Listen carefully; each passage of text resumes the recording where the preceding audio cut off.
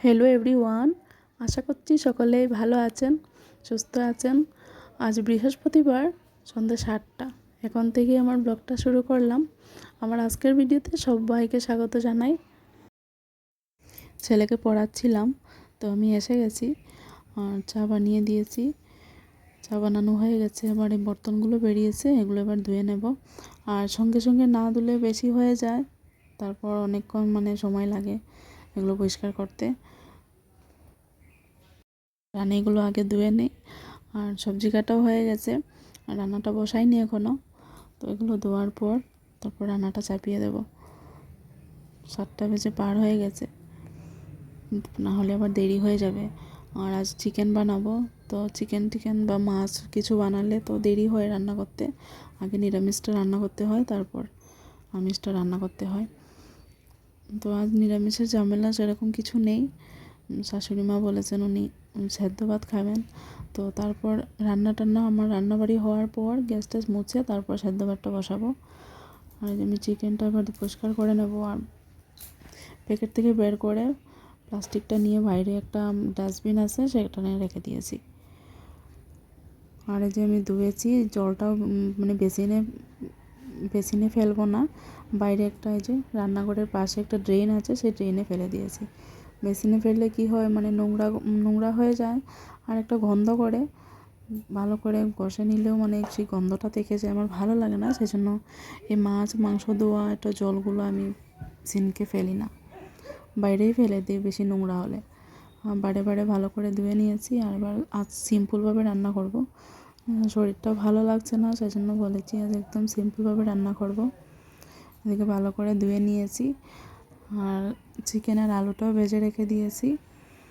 আর তেলের মধ্যে কিছু ফোড়নে দেইনি, শুধু পেঁয়াজটাই দিয়েছিলাম। পেঁয়াজটা লাল হলে এবার চিকেনটা দিয়ে দেবো। আজ আমি চিকেন বানাবো, সঙ্গে মাছ ছিল, মাছটাও বানাবো। তো ভেবেছিলাম মাছটা বোধহয় আমি ফ্রিজে রেখেছি ডিপারে, তো এখন দেখি ডিপারে নেই। আমি আগেই বের করে রেখেছি, সেটা আমি ভুলে গিয়েছি। তো এই মাছটা আবার সবাই খায় না, পছন্দ করে না। চিকেনটাও সবাই আমাদের ঘরে পছন্দ করে না। আমার হাজব্যান্ড খুব একটা পছন্দ করে না চিকেন, কিন্তু বাচ্চারা তো ভালোবাসে, সেই জন্য নিয়ে আসে। আর এই মাছটা আমাদের ঘরে 80% লোকেই পছন্দ করে না, খায় না। এটা হলো মাগুর মাছ, জিওল মাছ। এটা খাওয়া তো খুবই ভালো, কিন্তু সবাই খেতে চায় না। তো সেই মাছটা রান্না করব, মাংসর মতো করেই রান্না করব, আলু দিয়ে, গরম মশলা টশলা দিয়ে। তো এটার মধ্যে একটা আস্তে গন্ধ করে, সেই জন্য সবাই পছন্দ করে না। তো গরম মশলা টশলা, আদা রসুন পেঁয়াজ সব কিছু দিয়ে বানালে খুব একটা করে না, ভালো লাগে। আমারও খুব একটা পছন্দ না, অল্প খাই, আমি বেশি খাই না।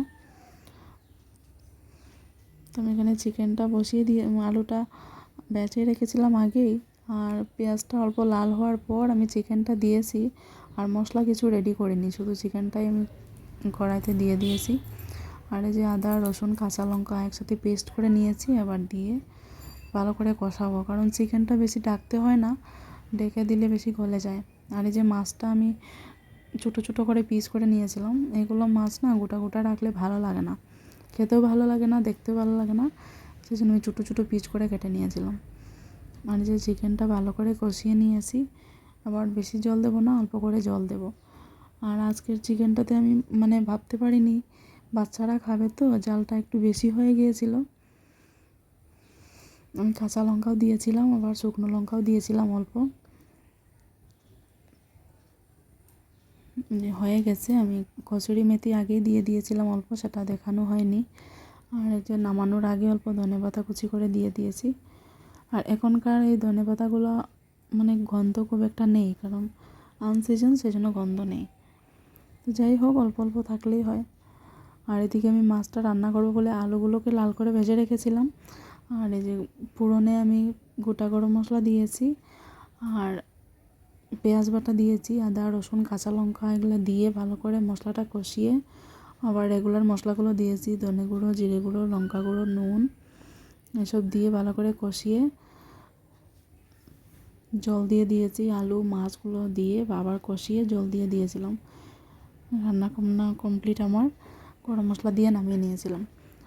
তো যারা খেয়েছে ভালোই হয়েছে বলেছে। আর এখন বাজে রাত প্রায় 10টা, সাড়ে 10টা বেজে পার হয়ে গেছে, সবার খাওয়া দাওয়া কমপ্লিট। এখন আমি গ্যাস ট্যাস মুছে নিয়ে মানে রান্নাঘরটা পরিষ্কার করে আবার যাবো রুমে। আর অন্যদিন আমি রান্নার পরে রান্নাঘর পরিষ্কার করে নিই, গ্যাস ট্যাস মুছে নিই, কিন্তু আজ আবার দেরি হয়ে গেছে। আজ আমার রান্না করতেই অনেকটা দেরি হয়ে গেছে। তারপর এই যে সেদ্ধ ভাত বসিয়েছিলাম প্রেসার কুকারে শাশুড়ি মার জন্য, মানে তখন এই মাছ মাংস এগুলো রান্না করেছি, তো তাই উপরে উপরে একটু একটু মুছেছি, মুছে মানে সেদ্ধ ভাতটা বসিয়েছিলাম। তখন যদি ভালো করে মুছে বসাতাম তো বেশি দেরি হয়ে যেত ভাতটা নামাতে, তাই অল্প অল্প মুছে আমি ভাতটা বসিয়ে দিয়েছিলাম। তো সবার খাওয়া দাওয়া কমপ্লিট, এবার আমি রান্নাঘরটা ভালো করে মুছে নিয়েছি উপরটা। এবার যাবো রুমে, জল খেয়ে নেই, গলা শুকিয়ে গেছে। আবার দেখা হবে কাল সকালবেলা।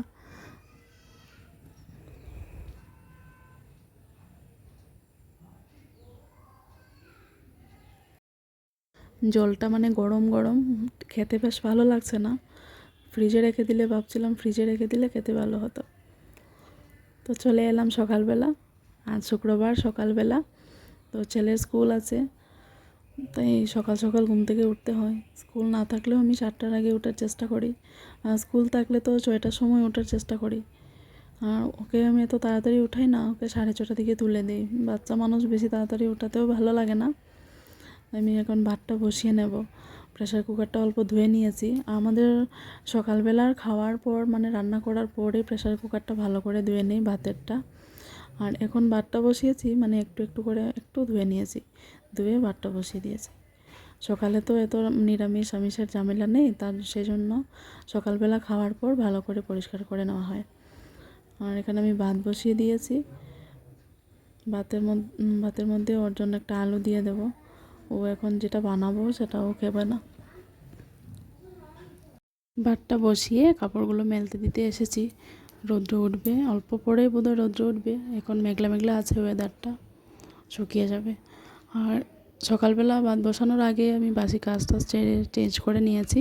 কাপড়টাও কেচে রেখেছিলাম, তো দেরি হয়ে যাবে বলে আগে ভাতটা বসিয়ে দিয়েছি, কারণ বাচ্চারা স্কুলে যাবে। তাই ভাতটা বসিয়ে এসেছি, এবার ভাতটা হতে থাকবে, আমি এগুলো সেরে নেব। ভাতটা কমপ্লিট বানানো হয়ে গেছে। দুধও গরম করে নিয়েছি, রাতের ডাল ছিল সেটাও গরম করে নিয়েছি। এবার ভাজাটা করে নেব। এখন বানাবো যে আলু বেগুন দিয়ে ভাজা করব, আর অন্য কিছু একটা করব। আমাদের আবার একটা দিয়েও হবে না, 3বার আমাদের ভাত লাগে সবারই, কিন্তু একটা তরকারি বা একটা ডাল ভাজা দিয়ে কেউই খাবে না। তো বিভিন্ন ধরনের বিভিন্ন পদ বানাতে হয়। ডাল আমি তেলের মধ্যে ফোড়ন দিয়ে দিয়েছি, কালো জিরে ফোড়ন দিয়েছি, শুকনো লঙ্কা ফোড়ন দিয়েছি, দিয়ে আগে আলুগুলোকে দিয়ে দিলাম। আলুগুলো যখন একটু একটু মানে অল্প সেদ্ধ হয়ে যাবে তখন বেগুনগুলো দিয়ে দেবো। আর পেঁয়াজও দেবো, আমি পেঁয়াজটা একটু পরে দেবো। বেগুনগুলো যে আর আমাদের সকালে বানানো সবজিটা রাতের বেলায় কেটে ফ্রিজে রাখা হয়, কারণ সকালবেলা স্কুল থাকে, সেজন্য দেরি হয়ে যায়। আমার বানানো হয়ে গেছে।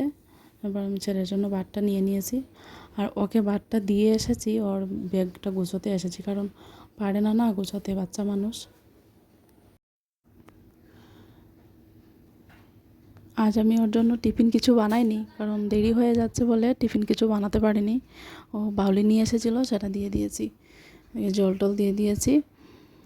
আর এই যে স্কুলের মানে শার্টটা মানে বাসটা নষ্ট হয়ে গেছে, কুচ হয়ে গেছে। তো বলছে আমি ইস্ত্রি করে দিচ্ছি, আমি বলছি তাড়াতাড়ি করে দাও, দেরি হয়ে যাচ্ছে।